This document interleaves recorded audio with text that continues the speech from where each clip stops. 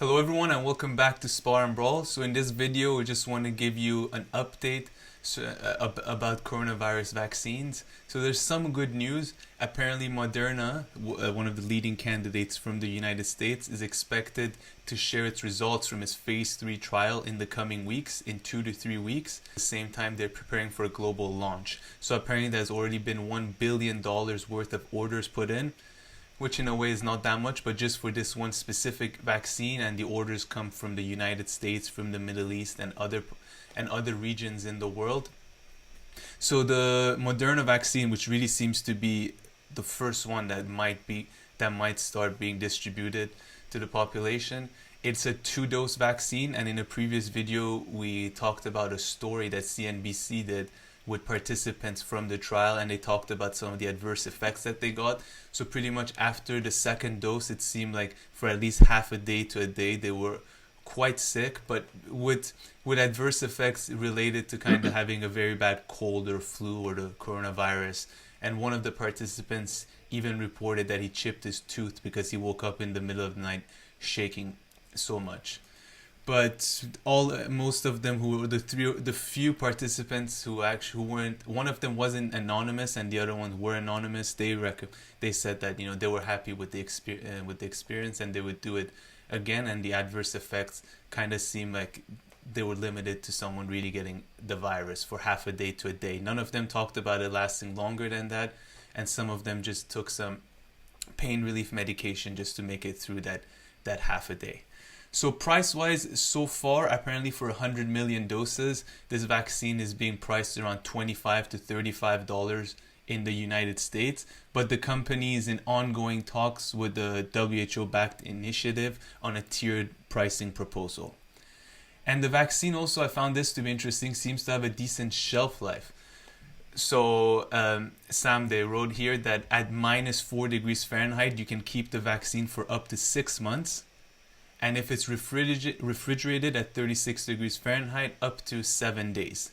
So it's not too bad. It has a decent shelf life. 6 months is really good. And then I was listening to this podcast, which it had Dr. Anthony Fauci in it, and he talked a little bit about the distribution of the vaccine and Operation Warp Speed. So the Operation Warp Speed is pretty much the procedure that the US has put into place to make sure that there are enough vaccines ready to be distributed once the results come in. So they're already starting to manufacture, put the distribution lines, everything in place. So once these results get shared in 2 to 3 weeks, Moderna is promising 20 million doses just by the end of this year. So they'll be pretty much ready to get going. Is there any information regarding how long does the vaccine last? So that's one thing that there's no information on any of them, is exactly how long you're going to be immune.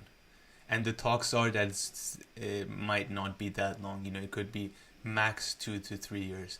But yeah, that's something that's unclear, because I guess the best case, the trials that are furthest in are only 3 to 4 months in. So there's just no way in knowing how long you're going to be protected.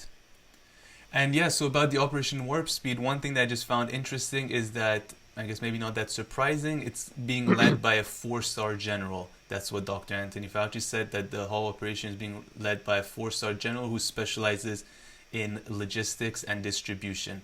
Whereas previously it would have had to been the CDC who should have been responsible for the distribution of the vaccine. But however, because of Operation Warp Speed, they've brought in someone from the military. And then other news concerning vaccines, Johnson & Johnson. We didn't mention this, but about a week or two ago, they also had to stop their trial, but they've resumed. And apparently they have around 60,000 people in their phase 3 trial. So that's bigger. I believe the one for Moderna only includes 30,000 people. And so Johnson & Johnson have resumed, and they're going to start testing on 16 to 18-year-olds as well. The European and the British, they're also speeding up the process with the Oxford vaccine. So they're going to be reviewing all data as it comes in real time. That's what they've decided. So both the health department in England, but also the EU, they're already looking at the results for the Oxford vaccine, and they're not waiting for it to finish. The Russians have finally paused their vaccine trial until the 10th of November because apparently they run out of supplies. And in Wow. Russia, yeah. So apparently there are 25 hospitals or clinics who give to any volunteer pretty much. So apparently anybody who wants can go and get vaccinated and be part of the Russian phase 3 trial. In China, I was reading a really interesting report from the LA in the LA Times and talking about how China has at least vaccinated hundreds of thousands of people, and especially they seem to be vaccinating people. So some of them are part of the trials, and some don't even seem to be apparently part of the trials. And they're also vaccinating a lot of people who are going to work overseas. So they talked to a group of oil workers who work for a company where all of them they got vaccinated, and I found a pretty funny quote from them. So just for a little bit of context, that this Chinese vaccine is also a two-dose vaccine, just like the Moderna one.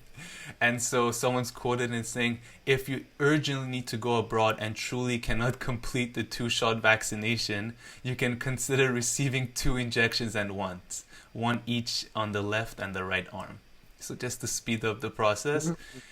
And China have, of course, also received a bunch of pre-orders, and they're promising that their vaccine will be a global public good.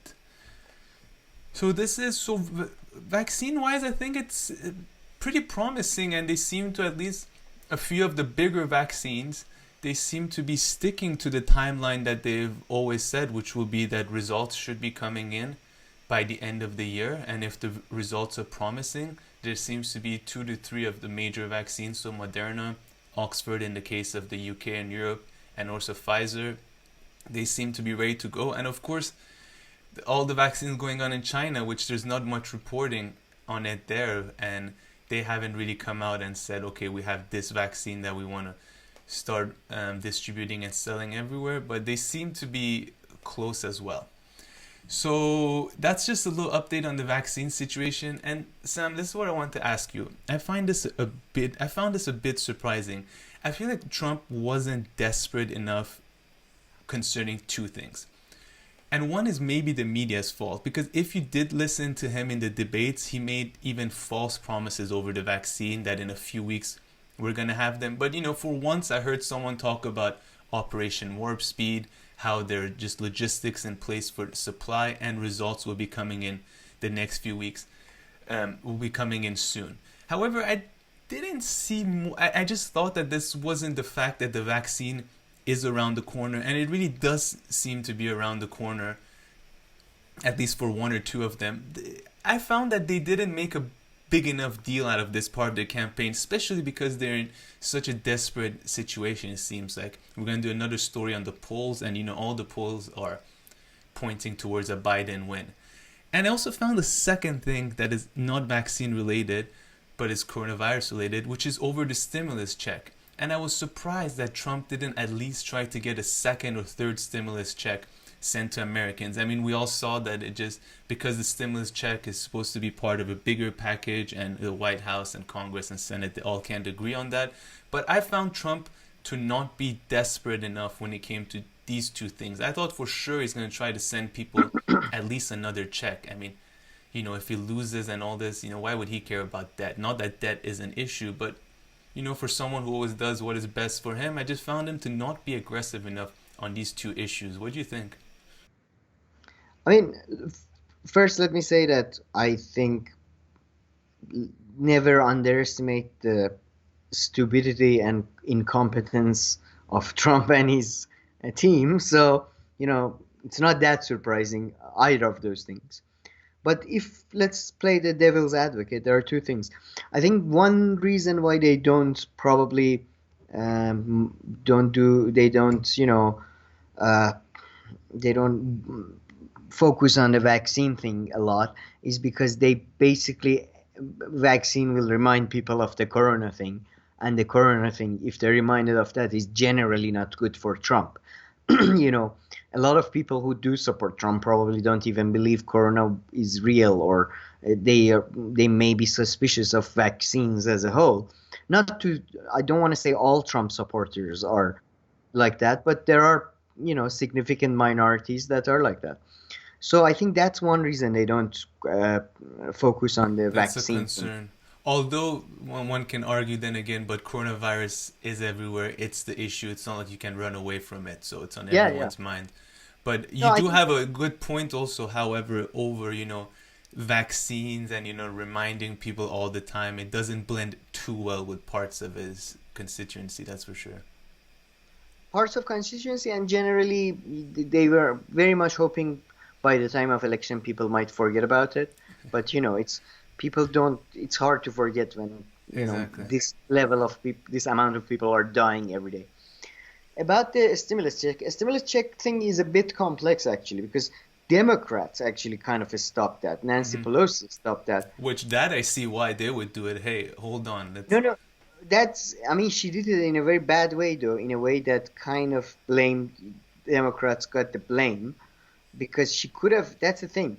I think their Republicans actually didn't do badly in a way because Nancy Pelosi didn't allow that to pass, right? Yeah. The stimulus and all that. She blocked it and she changed her story many times for her reasoning. But her reasoning in reality is that she didn't want Trump to give people a check right before an election because that could have boosted his chances, Of right? course.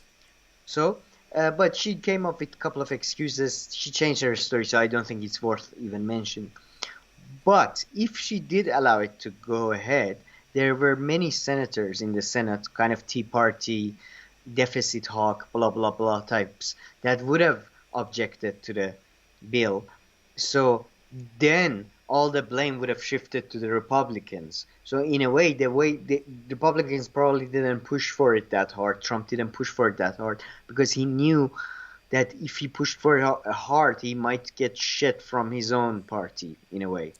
So I True, think but there they maybe publicly, you should have tried to make it seem like he's really fighting for that check and that money. yeah, yeah, I agree. It would have I been a mean, when better. else does a president get a legitimate reason and excuse to actually send money to people right before an election?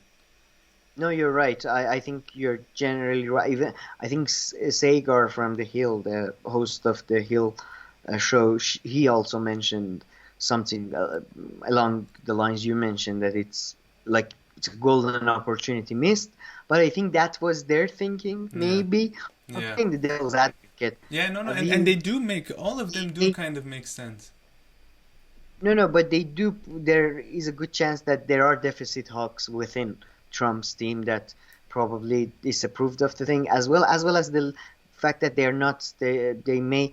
I mean, we get into it with the polls. They may be just giving up and trying to, trying to basically get as much money as they can from the system before they leave. They are not focused on campaigning so much Yeah. anymore. Maybe, but that's all. Anything that's just came to my head when we talked about this before the show and all that. But who knows? Who But yeah, knows? and their Really? campaigning and their messaging has been just like you pointed out the example of the Hill and Sagar. I mean, their campaigning and messaging has been criticized a lot, including by people who think that Trump did a much better job during the first election to pinpoint Well, they pinpoint issues Trump that you really the, that was last worth time. it for him. Yeah, exactly. Last time Trump was more about corruption and ending the wars and bringing jobs back and all Yeah, that. That was his deal. This time around, it's much more about. Uh, he's much more in line with people like Mitt Romney and Paul Ryan, deficit hawks, and socialists are coming and that type of thing. So yeah, we'll see. yeah. Okay, so that was our little update on COVID-19 vaccines. If there are regular updates such like this, maybe we'll do a video every week or two just giving a quick overview. So thank you very much for watching the video. Please give it a like and subscribe to the channel, and we'll see you all next time.